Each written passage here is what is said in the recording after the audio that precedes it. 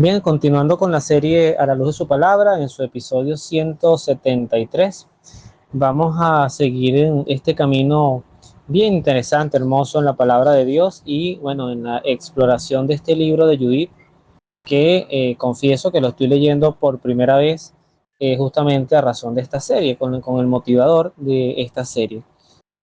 Las personas que escuchen este episodio por primera vez, pues nada, los otros episodios están en nuestro canal de YouTube, Abrazando Nuestra Fe.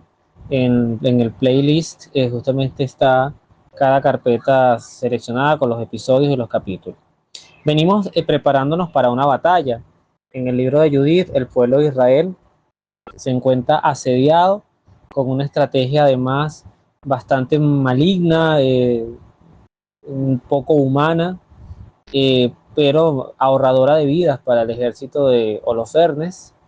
Y justamente en este lugar, este sitio llamado Betulia, pues el pueblo de Israel ve que todo su acceso al agua y a las provisiones está totalmente sitiado, tomado, lo cual o los hace doblegarse a este imperio que los quiere conquistar y los hace pelear y morir posiblemente, o los hace esperar y morir de hambre. O sea, el panorama es verdaderamente desalentador.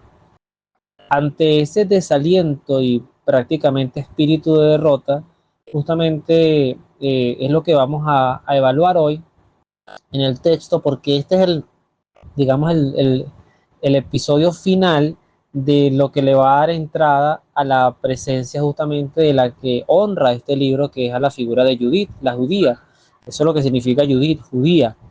Entonces vamos a ver cuál fue la situación de este pueblo de Israel totalmente sitiado y que además nos hace ver en nuestra propia vida cuando realmente nos sentimos así, nos sentimos abatidos porque seguramente a ustedes, como a mí me ha pasado, a veces hay un problema que no es tan grande, pero en ese momento nos agarra este problema cansados, fatigados, agobiados, y eso hace que sencillamente nuestra vida decaiga progresivamente hasta el punto de no encontrar salidas. Y parece mentira, pero a veces por compartirlo con alguien o por descansar la mente y tratar de descansar y al día siguiente volverlo a evaluar, pues nos damos cuenta de que la solución estaba allí.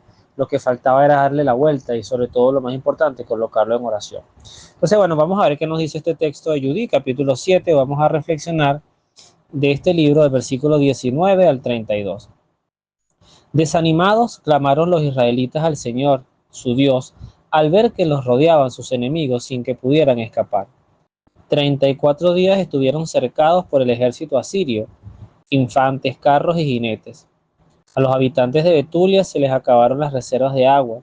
Los pozos se agotaron y tuvieron que racionarla.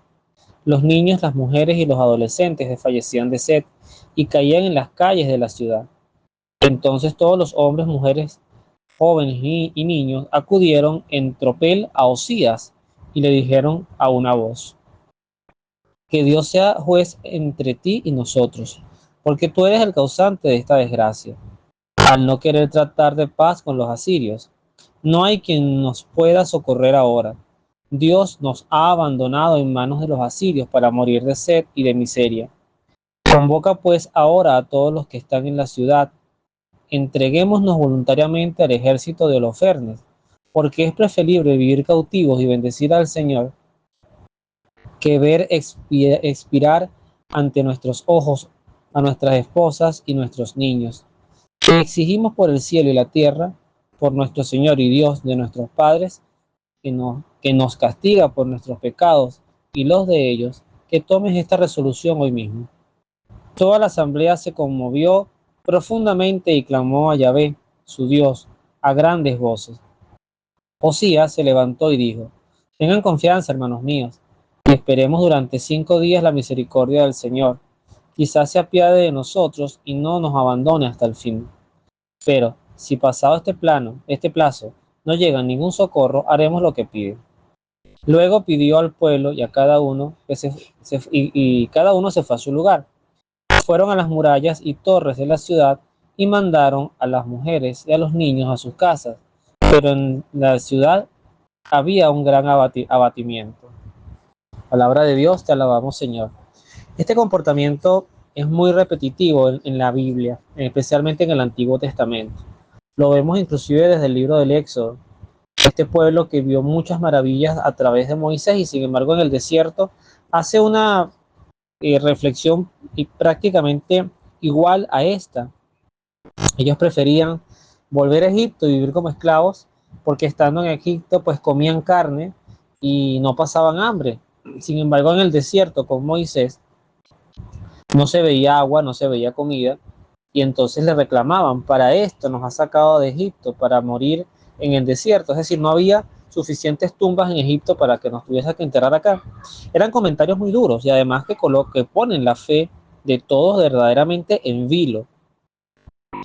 El Moisés de esta historia es Osías. Osías, recordemos su realidad, de dónde viene, justamente es entregado por Holofernes, ya que no había, pues, eh, la actitud de Holofernes principalmente era atacar y conquistar, ¿no?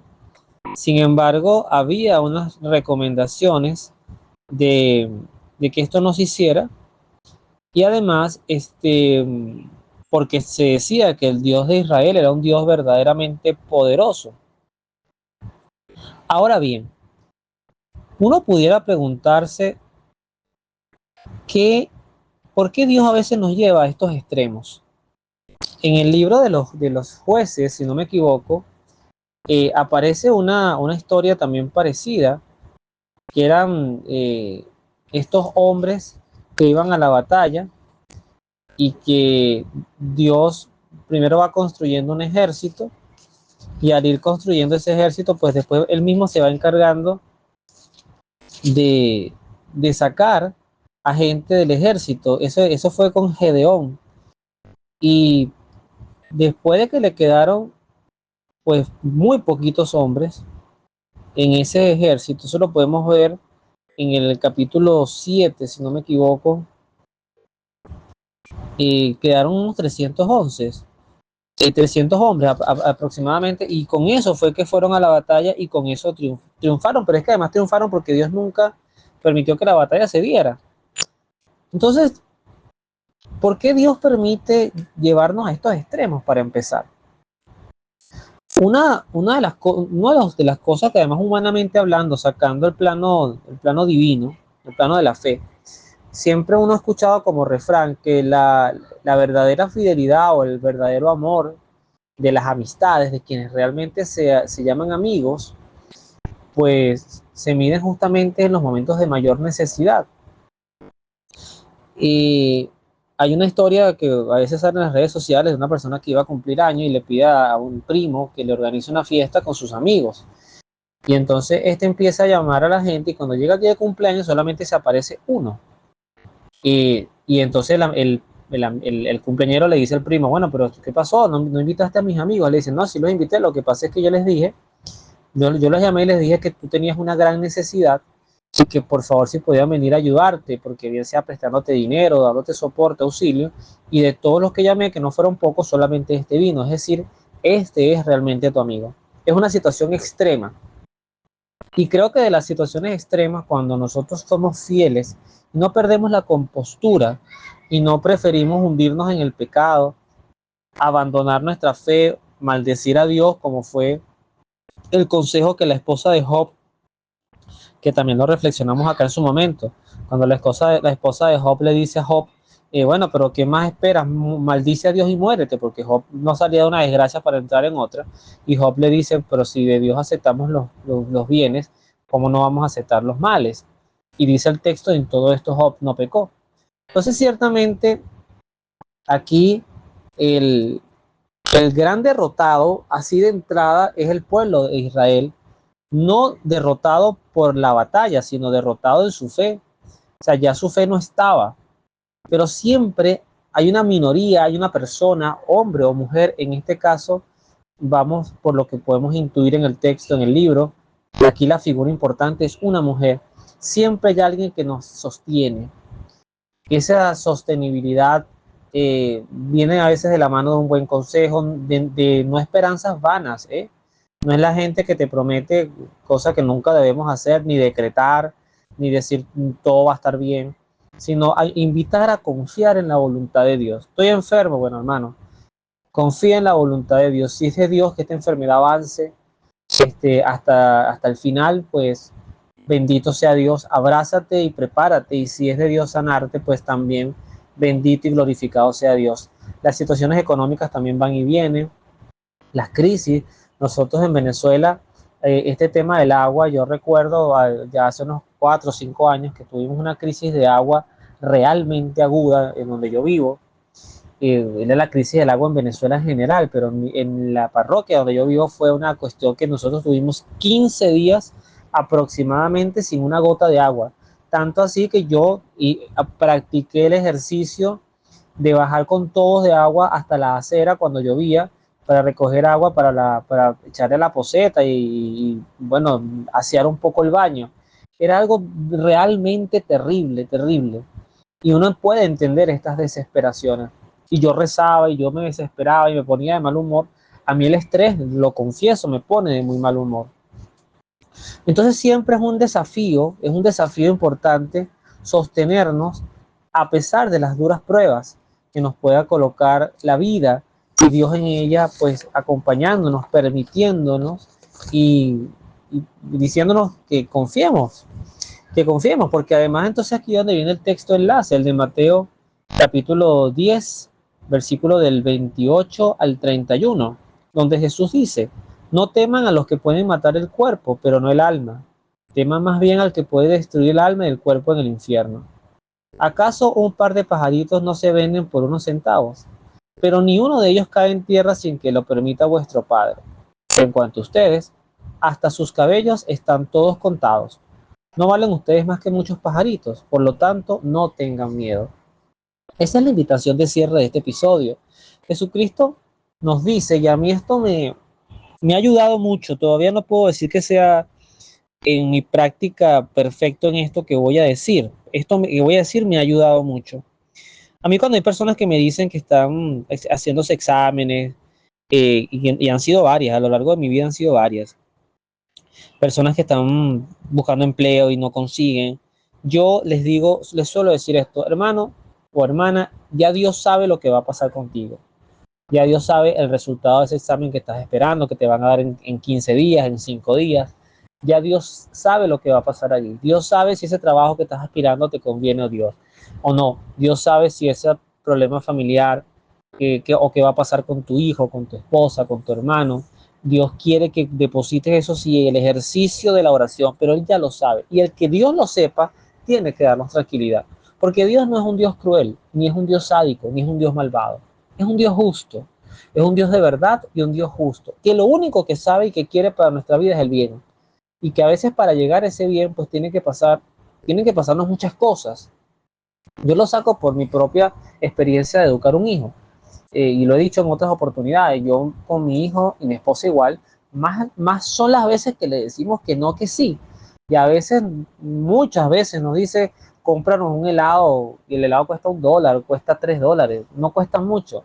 Pero a veces en ese momento, pues no tenemos la disposición o el recurso o la planificación de comprarlo. Pero es porque además hace 2 días o el día anterior le habíamos comprado uno.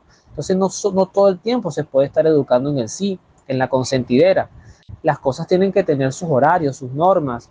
Usted puede usar la tabla, el play, lo que sea, ver televisión, pero hasta determinado tiempo, no hasta que a ti te dé la gana y hasta que te desborde el aburrimiento o el cansancio. Usted tiene que tener una hora para dormir. Y ojo, no somos padres perfectos. Cuando nuestros hijos van creciendo, nos vamos dando cuenta que hay cosas que de repente pudimos haber manejado de una mejor manera y otras cosas que no podemos ser tan invasivos. Nosotros no podemos como papás opinar todo y meternos en todo. Entonces, nuestro hijo, que apenas tiene 7 años en este momento que hago esta grabación, él va construyendo sus espacios, ya tiene sus amistades, tiene sus conversaciones, y uno lo que va es acompañando, no perdiendo la mirada, no perdiendo también ese anhelo de protegerlos y de evitarles males. Entonces yo siento que ese mismo esquema, mucho más perfecto, es el que maneja Dios con nosotros en nuestras vidas.